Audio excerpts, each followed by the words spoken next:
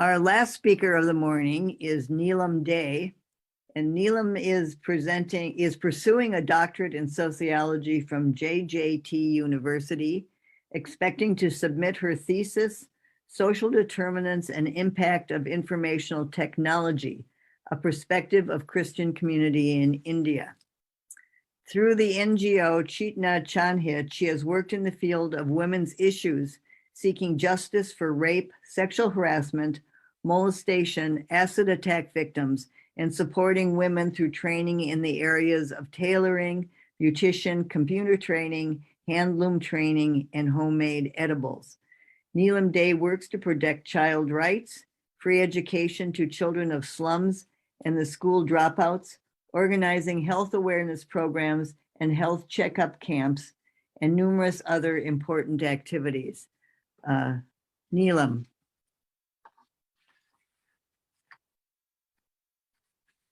We can't hear you.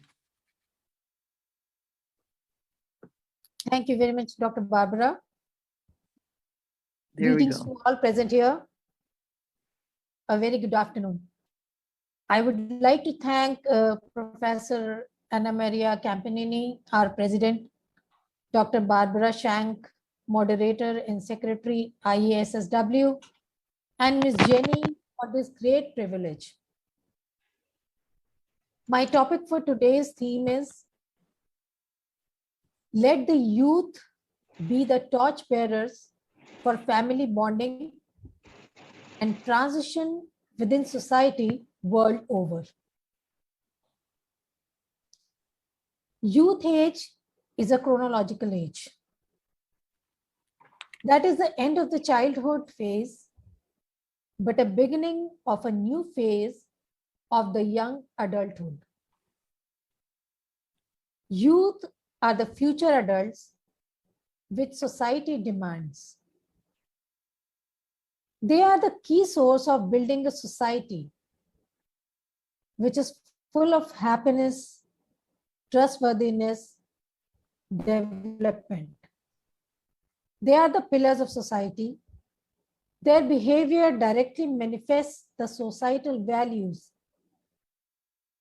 They transmit the core values of society and also work for its identity.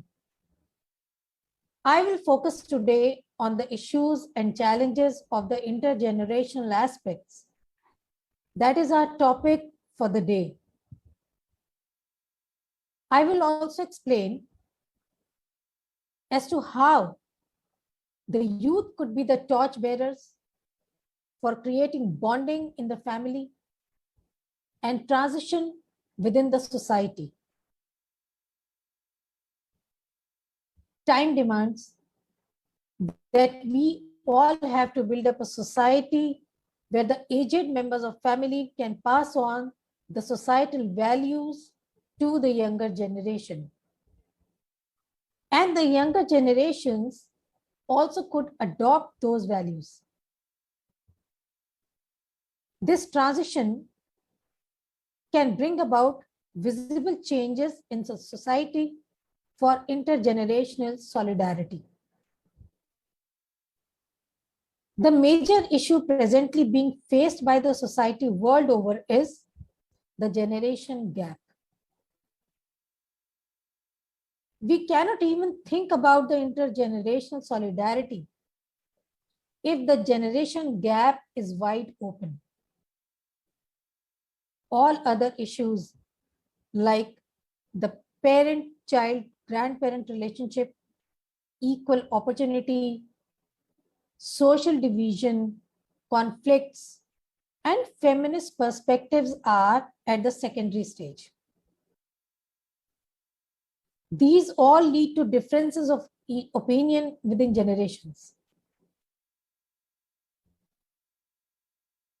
The youth and the elderly are the demographers, as the writer had stated. There is one macro social group that exists in society, and the other one is the micro social group. A family is a micro social group where all the members of different generations having a different year of birth, live together. This micro-social group is responsible for creating intergenerational solidarity in society. It is observed that large chunk of the new younger generation does not give due importance to the thoughts of their older parents, and they do not follow their advices. Where the older parents or the grandparents are given due respect and taken care of in the family with love, affection, and dignity, the bonding appears to be strong. It is also observed that both the older and younger generations are responsible for not allowing equal opportunity to the other members. Naturally, the society divides. When relationships are sour and families lack bonding. It is also observed that when generation gap grow wider between grandparents and grandchildren, more conflicts take place in the family. If we look from the feminist viewpoint, females are more answerable as women are the focal point of the family. The population of the older people is in millions world over. Different societies have different viewpoints. In the countries like Japan and China, older people are considered wise and the decisions are considered important for the family. They are given high respect in the family and they hold high social status. In the society, on the contrary, in few other countries, they are considered non-productive, dependent, and a liability. In India, most of the elderly people live in the rural areas instead of urban areas because they prefer to live at their native places post-retirement, where they can live peacefully if their children continue to live in cities. Majority of the people getting retired in cities from their jobs at the age of 60 develop a feeling that they have become much older and that now they must take rest at home and that their active life has come to a halt. Remaining confined to their homes and not being active in life, whereas in the Western culture, people remain active till their much older age. The industrialization and urbanization and the desire for a life full of luxury are widening the gap between the generations. The children are finding it difficult to make adjustments with their elderly parents and grandparents, and therefore old age people are being neglected by their children. They face numerous familial, social, and financial constraints when they have no means even for their livelihood. A family is the fundamental body of human society. It is the first institution in human history. The proper social organization depends upon the proper organization of the family. If the family disintegrates in the society, society will never prosper. One major cause of social disorganization is family disorganization. Age interacts with class, gender, and the new generation brings social inequality and conflict at times because of the variations of factors of nature and differences in thoughts. Those who are survivors of old age pass through many phases of life. Due to unhealthy physical and mental health, it is quite difficult for the older people to handle everything on their own and carry out their daily life routine activities smoothly. The key life stage is the working age, and thus the youth enjoys more status and income as compared to the old people. Today, as we can see, the childhood age has otherwise taken a lowering trend. It is in the new era. Earlier, it was like a child reached the adolescent stage. Till such time, he or she was considered innocent and had little knowledge. The children of today are still innocents, but with bundle of knowledge and immense smartness is imbibed within them. The new young generation is full of potential, the strength of mind and knowledge. Their instinct is not confined to their surroundings, but they have a wider area of knowledge across the globe. The strength of any nation is the youth. They have the potential to deal with any situation, be that physical, mental, or emotional one. They are the important constituents of a healthy society. As I said, that they are the pillars of society as they create the society. The youth of today are the digital generation. They can handle new technologies and internet, competing with the fast pace of present day life, targeting a bright future for themselves and a new world. Most of the older parents bear a notion that their children can benefit from IT for achieving their academic goals and careers, but they have a fear in their minds about being vulnerable to the internet and about its quality content. Here comes the difference in ideas, thoughts, and opinion between the generations. It is also observed that the younger generation believes in better contact and exchange of ideas, but the parents believe in building a better relationship. In Asian culture, interdependence is promoted and self-identity is inhibited. The family is given more importance, whereas the Western culture supports self-identity. The Asian youth has a different approach because of the conservative parents, whereas the Western culture is more relaxed. Neelam, you have 4 minutes left. Okay. It is observed that the older females participate more willingly and actively in surveys done for such type of studies, whereas the older males do not want to participate. Youth, be a female or male, participate actively and in big numbers.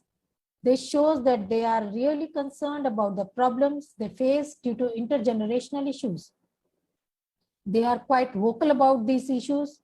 They are also of the opinion that generation should be ready to owe responsibility for their own mistakes. Society as a whole accepts that the problems of intergenerational solidarity exist in society. Majority of the people do agree that it is because of the societal pressure and social norms, problems have been created by society itself. Sometimes people do not agree that the lack of intergenerational solidarity in their families is the real cause of deteriorating family relationships. Thus, the causative factors responsible are lack of communication within families, ambitions and expectations of parents, cultural variables, effects of advanced technology, and lack of understanding of each other. Now, I can sum up with the results saying that many of the youth believe that if all the generations fairly appreciate each other's person, they can surely build up a mutual understanding.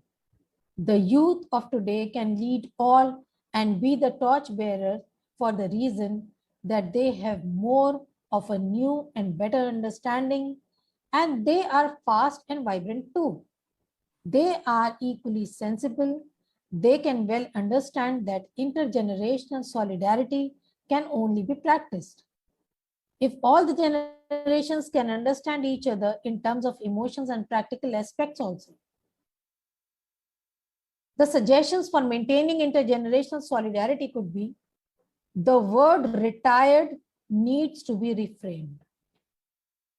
The word retired carries within it the word tired, which does not sound good theoretically for a healthier, older life.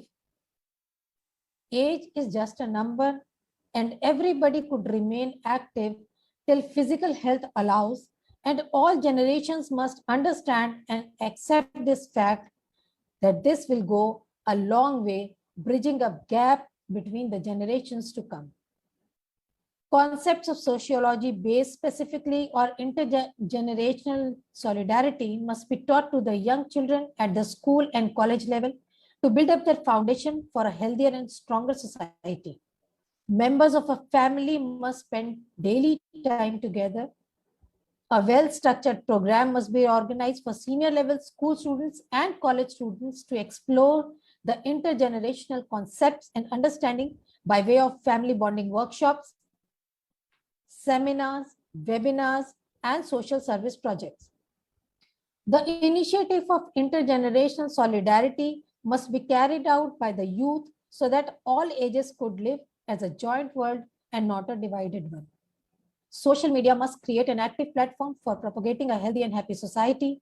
The young children of the family must form part of the family tasks. The ideas and suggestions put forth by young adults in the family must be taken seriously. Major decisions of the families must be brought to the knowledge of the young children. Everybody must practice to forgive each other in the family. Neelam, you Parents have 1 must minute. always support and appreciate justified demands of their children. Children must be allowed privacy to the extent possible. Parents must not hide facts from their children. Every occasion, big or small, must be celebrated in a collective manner. Children, especially the youth, should have full faith in their parents, and yet onus should lie on the parents. Upbringing, grooming, and parenting of the children must be done in such a way that they grow up as a good human person and finally understanding intergenerational relationships.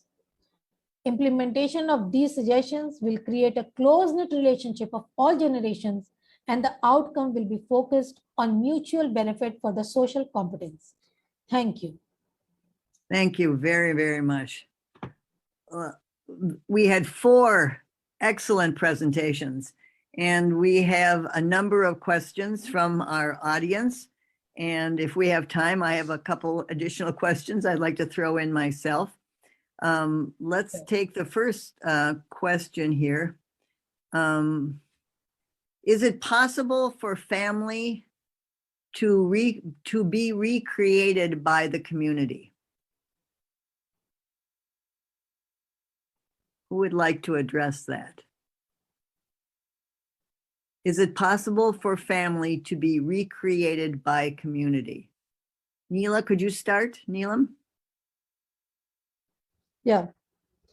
As I said, that a well-structured program should be organized for senior level school students and college students to explore the intergenerational concepts, that in that way we can recreate a family, a new created family where all the generations who are spending time together, and they can form a foundation, and a healthier, stronger society can be created. Great. Yeah. Would anybody else like to add to that? Pamela, Vinay?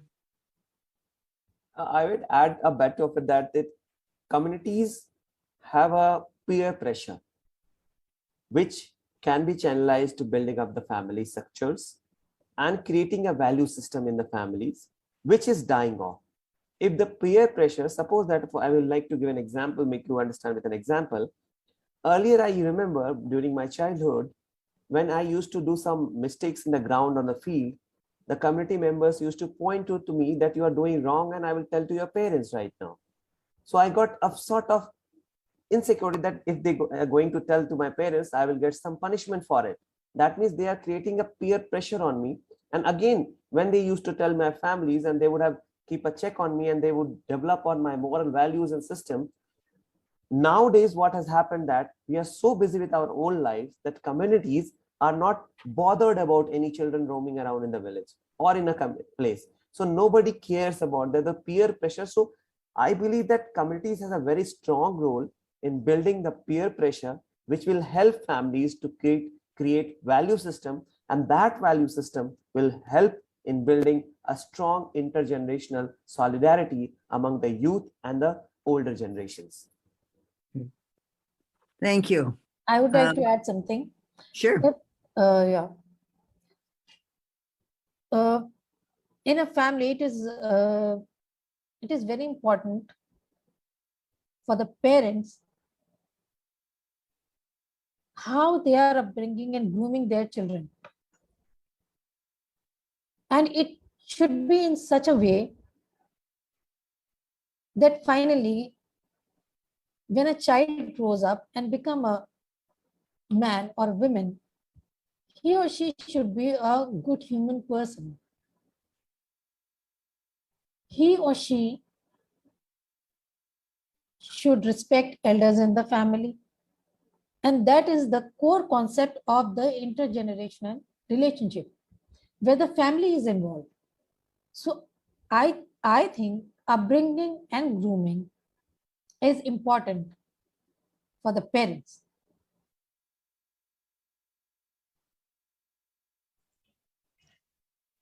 Barbara, Great. if I may just add, Yes.